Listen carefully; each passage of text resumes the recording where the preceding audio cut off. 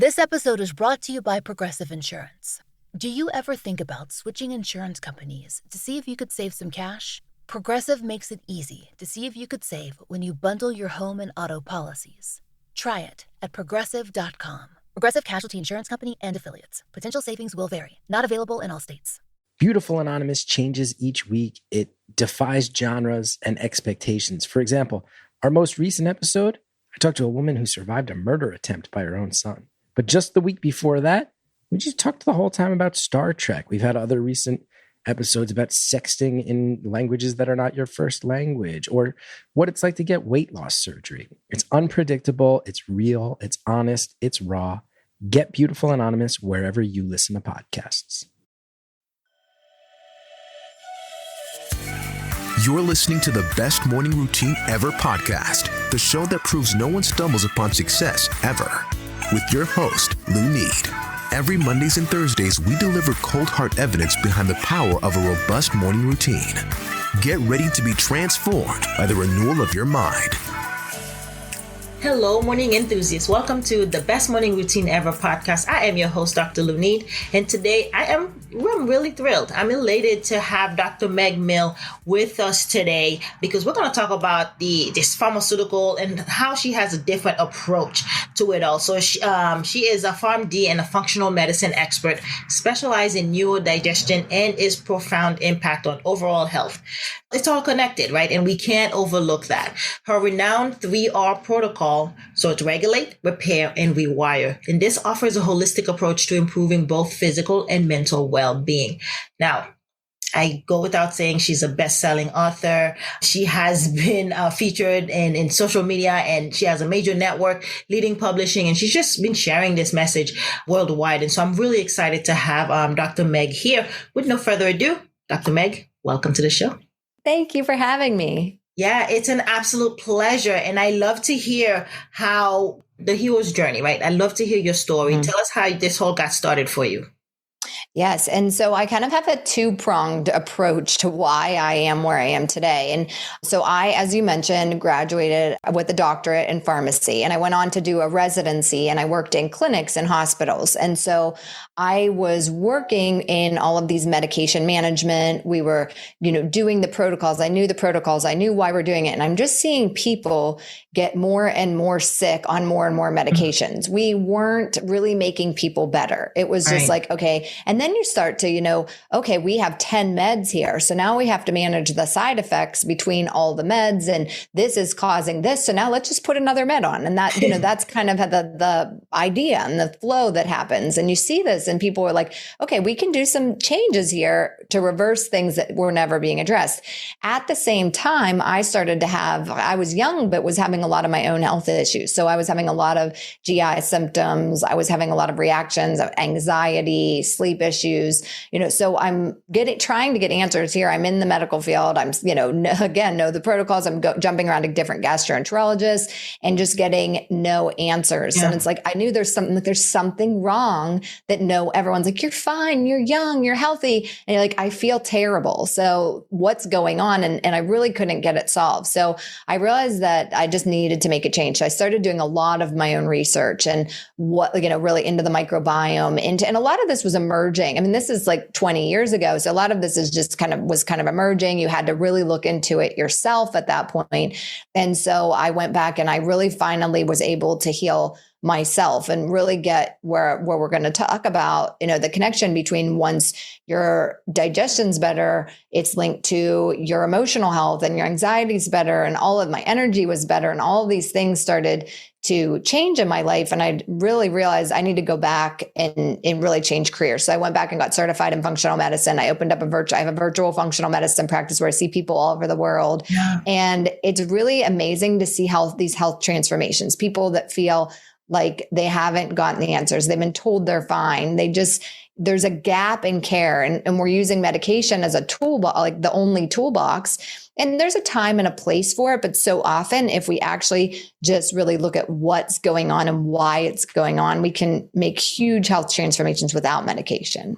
Yeah. And then with medication itself, we were talking offline for a little bit, and it really serves as a band-aid a lot of the times because it is a profit generating machine. And so they really want you to kind of put a band-aid on it for 5 days, 7 days, and then come back and refill your prescription because, it's all about the bottom line. Then they're in control, they're in control of, you're paying for the script. They do a lot of the CMEs are funded by drug companies, and we need them for certain purposes, and they're life-saving in certain situations, but for so many things, they're not. And you can see someone and you can say, okay, we need to do this, we need to do this, we need to do this. And when we're looking at them functionally, and then they get, can go in and it's like, oh, here, just take this medication. And it's really not addressing anything that needs to be addressed. So it's really a great approach. And I think you were saying when we were talking that people are really starting to search for themselves. They're listening to podcasts like this. They're out there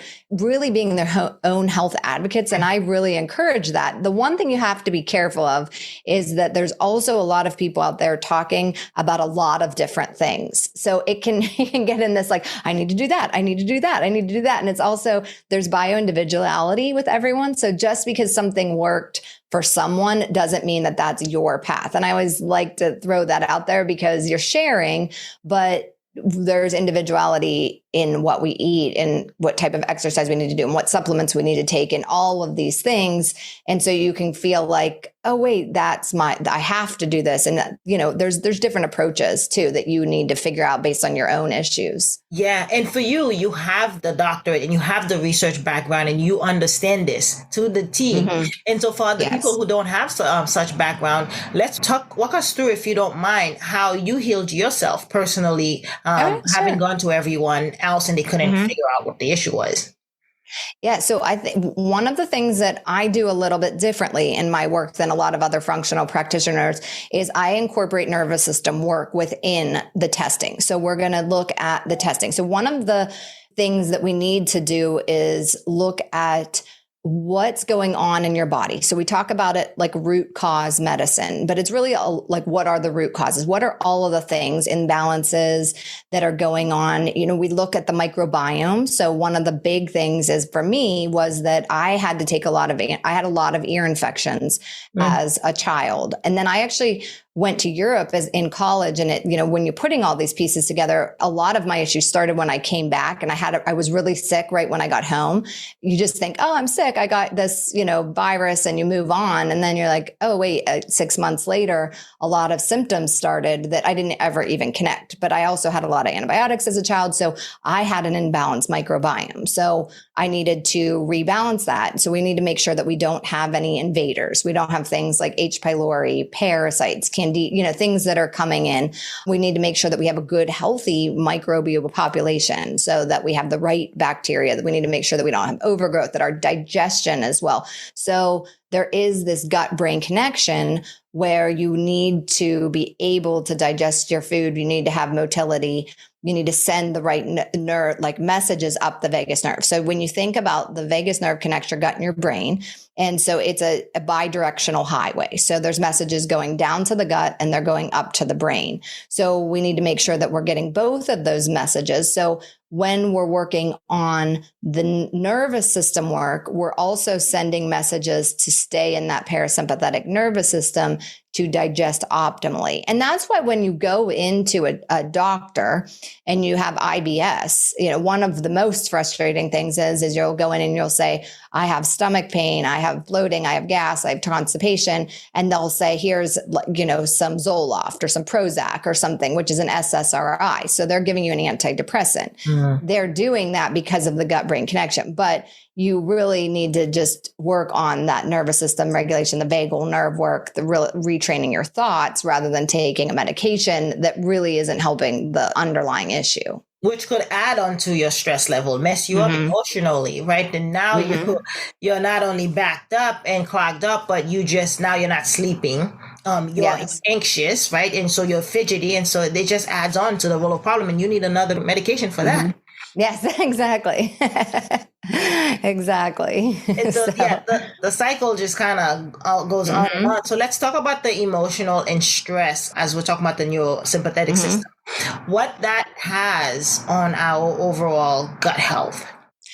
So you have to be able to digest and absorb any food you eat to really get the benefits. So sometimes people will say, like, let's just give an example of, say, like, oh, I have low energy, but I'm trying to eat a really healthy diet. Maybe you're taking some supplements, but if you don't digest and absorb what you're actually eating, you're not getting the full benefit. So we have to make sure that we're able to do that. And our body gives our mind, our stress, our nervous system gives us signals in digestion. So we want to live in a parasympathetic nervous system. That's where we rest and digest. We want to stay there most of the time. So we want to go into fight or flight when we have stress, when a lion's chasing us, we jump into that and then we come back. Most of our life in our society now, a lot of it's spent in that fight or flight because we're like, next thing, what do I have to do? I'm always stressed. And so we're living in this place. Well, when that happens, we're having our blood go to our limbs. We're telling our body not to digest, basically, to prioritize running. So we need to bring our body back into that parasympathetic nervous system. When we are in that, it's saying to our stomach, release stomach acid. And the stomach acid helps break down proteins in your food. It's saying release digestive enzymes so that you can break down the fats, the proteins, the carbohydrates. It's saying, hey, gallbladder, release bile to break down fat. So all of these things are actually regulated by your autonomic nervous system. So we need to really be able to focus on nervous system regulation in order to digest properly, even motility. So you've probably heard the term like 95 or 90% of your serotonin is actually made in the gut. And a lot of that is for motility, but we need to be able to actually have the food go through us so we can eliminate it. So there's all these factors that go along with it. And I think one of the things that people don't realize that they have that's really powerful is your breath. So if you sit down and you take a deep breath, maybe for 1 minute before you eat, just sit down and do some belly breathing, really inhale through your belly, bring it up through your chest, exhale, and just any kind of breath work that you think of, just sit there and calm and ground your body. You're actually improving your digestion. It's surprising we don't think of it, but it's a way to actually free, easy, simple to start. Yeah, and it says we don't think about it because you're saying we're not absorbing our food, and we're like, well, it goes in, it should be absorbed, but that's not always the case with something that should be so automatic. It doesn't happen that way. Tell us about the 3 protocols, the 3R protocols that you have put in place. Yeah. So the first one we were kind of started to talk about. So we want to make sure that we're regulating. We want to make sure that we can regulate our nervous system, that we can stay in that parasympathetic nervous system and regulate our body. And that can go as deep as regulating your hormones. We need to regulate our immune system. We need to get our body back into balance. So when these things start to happen in our life, when stress happens, when maybe viral infections happen, maybe you live in mold, maybe you're, have toxins around you, we need to bring our body back into balance and start to regulate. And then we need to repair. So we need to look at, we were talking about the microbiome. We need to repair what's been going on in your system with things that are like, let's say, broken or off balance, and repair that. We need to heal the gut lining and make sure that when you get this intestinal permeability or leaky gut, things that are off in your microbiome that are supposed to stay in the gut actually end up in systemic absorption, and we get a full body response. So we need to make sure that we go through repair. And then I also put rewire. So we need to often rewire our mind and focus on neuroplasticity. So when we have the same, let's say you've been having symptoms for a long time, we start to get in this system where your body actually starts responding to things like it's in danger. So I use a little example here of, if you smell a rose and it smells so nice and you're like, okay, that's a good feeling, and you feel good. And then the next time you smell a rose, someone says, okay, you have to touch a hot stove. And every time now you to smell the rose, you have to touch the stove, and it feels bad. Your body's like scared. We can get in the cell danger response. There's something going on. And then someone takes the stove away and it's like, now you smell the rose again. Your body's still going to react like, oh no, this is not a good thing. It's going to react in that, okay, I'm afraid. Well, you've been dealing with a lot of these things for a long time. And so you start to get in these patterns, and you start to get in these brain patterns where we're expecting certain things to happen. So often then we need to work on changing your neural pathways and your patterns to be able to tell your body, this is actually safe. You are safe in this space. You don't have to have this reaction. Maybe people start to get food fear, like you can actually eat this food. You can feel.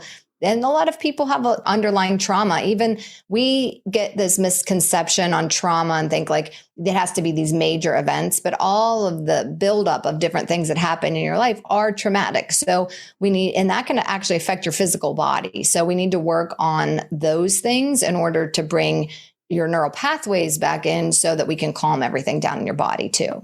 Yeah, and the example I'm thinking of as you were talking is the cortisol. Adrenal fatigue is real because you're in that fight or flight state constantly because of constant stress, be it at work, family. I mean, it's the daily things that add so much stress into your life. And so your brain is now wired to expect to be on fight or flight, and you try to self-medicate with, alcohol and all these things that actually makes it a lot worse. And so exactly. The rewiring piece, go ahead. Yeah, just going back, it's pulling it back instead of trying to, self-medicate. You're pulling back to like what's going on. When we look at what's going on and why it's going on in the body, we can reverse the patterns.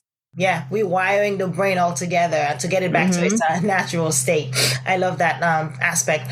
And go ahead and tell us about some of the daily habits that people can start to incorporate in their life to begin this process if they are searching and looking to heal the gut, because this can lead to obesity very easily, which is a big problem here in the States. Yes. So, we want to go back to the basics. So first of all, how much fiber are you eating? So a lot of the microbes need to be fed by fiber. And one of the things that's a little bit hard with fiber is that if you put it in too fast, you actually can feel more bloating, more cramping, things like that. So people say like, oh, I don't do well with fiber, but we actually need to increase it slowly. So you want to just like, okay, add a little bit more and do that slowly. So, feeding with fiber, eating a rainbow. These are just like simple things that you can, eating a rainbow, looking at the variety. What kind of colors do you get? Do you eat the same foods every day? Do you have more of a bland, pale diet? You want to increase the color, increase the variety of your foods, and then taking out processed foods, high sugar processed foods, those are inflammatory. So we're saying your immune system's like, I don't understand this food. What is this and why am I eating it? And you want to eat like whole foods that have whole ingredients so that we're feeding the body every time, and this is like a little bit of a setback, but every time you eat something, you're either fueling or hurting your body. I mean, and we disassociate from our food. We don't think of it that way. We think of it flavor or experience, but you are really making a choice every time you put something in your mouth. So can you even just take a step back when you're eating something and like, what kind of choice is this? And sometimes you're making the choice of like, I just want that flavor. I want that experience. But if you can increase even 50, 75% of those choices to be like, I'm going to make this choice. I'm going to eat this because of the value it's giving me, then you're in the right direction. So we want to, really look at ingredients versus processed foods as another thing that you can start to do. Another thing is, like I said, just taking that routine of eating and slow down, chew your food, take deep breaths and eat in that calm state. That can really help improve digestion a lot. I mean, sometimes like in my world, we need to go in and we need to do a stool test and we look at the microbiome and we rebalance everything. And sometimes, you might be in a place that just needs to be done. If you have a parasite, you can't necessarily eat your way out of that. So sometimes we need to go in and do the things that we need to do in order to rebalance. But there's things we can do every day to start on that journey. Yeah, I like that you do the stool test to actually find out what's going on because it is tailored, which is what we're lacking with the pharmaceutical market is we're not tailoring it to what the patient's currently taking and what is going on overall. It's just here's a generic prescription that works for other people that will work for you. I find it with the fiber story. It's very true. And I think it's a way of it's for our body protecting ourselves, because our body system, the system is pretty smart. It's designed to kind of work efficiently. And so I had one of those experiences where I had too much fiber all at once. Ate one of my favorite meal. It's bulgur and it's wheat, very high in fiber. And I was literally sick. I thought I had food poisoning because, again, it was too much, too fast. But I instinctually knew what I took, what I ingested, because I am mindful of what I eat. I knew it had to be that caused the bloatedness, the discomfort, the feeling of wanting to throw up. I've never been this sick. But it does happen when you have too much fiber too soon and not enough water, right? Yes. And that I experienced that firsthand, and I knew instantly that's what it was. The body just told me. Yeah, because you're thinking, okay, you're doing that on purpose. Sometimes, like you're like, okay, I'm going to try this, but you just have to be mindful of the way you integrate things a lot of the time. Yeah. Dr. Meg, I know you help thousands and thousands of people around the globe with this issue. How do you incorporate, let's say, morning routines in helping your clients before we talk about your personal one? Yes. So it's interesting. I was thinking about this question because, when I was coming on your show, and I was what I have to say here is that this is a little different for everyone, because I remember years ago, I was interviewing someone who was saying like, okay, my morning routine is, I do she was listing all of these things that she does. And it's like an hour or half hour morning routine. And it was like, oh, I love all of those things.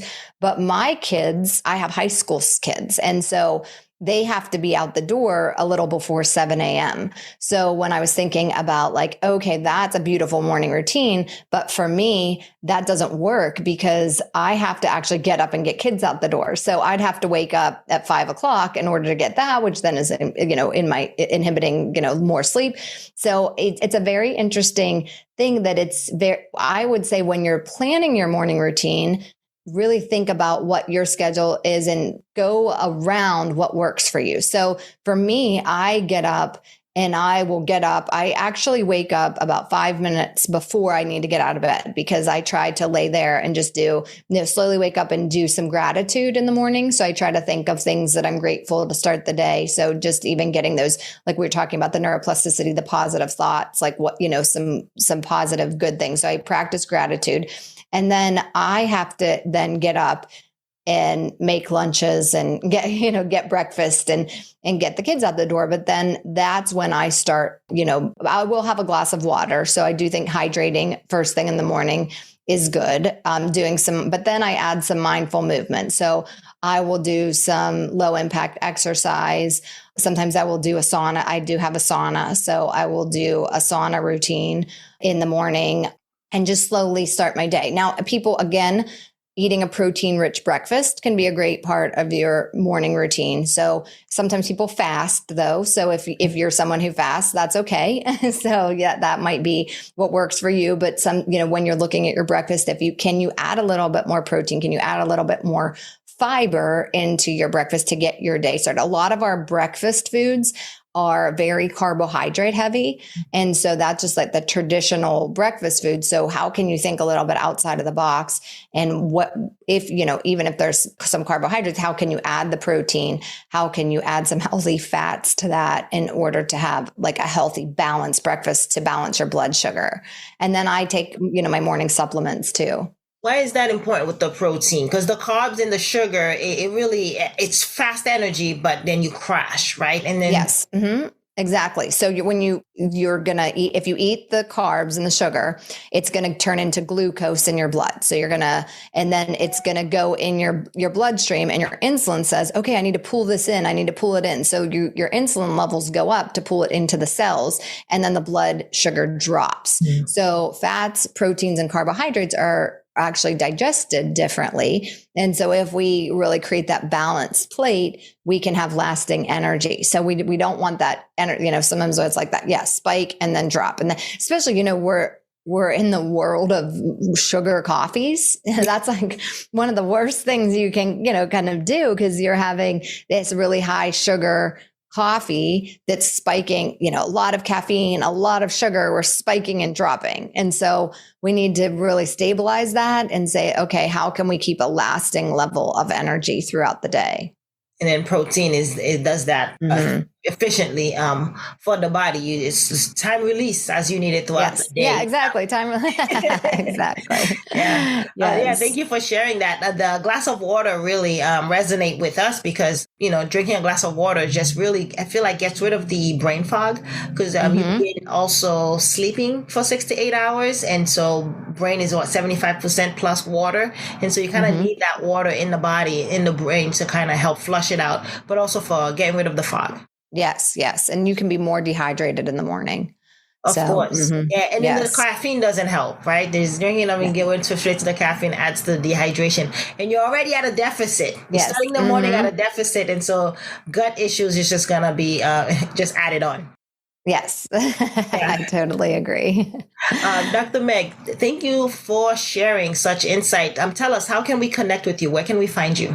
Yes. Well, I also have a podcast called A Little Bit Healthier. So we're over there talking about things you can do every day to be healthier. So listeners, come over. I'd love to connect with you. I'm over on Instagram at Dr. Meg Mill, just DrMeggmill.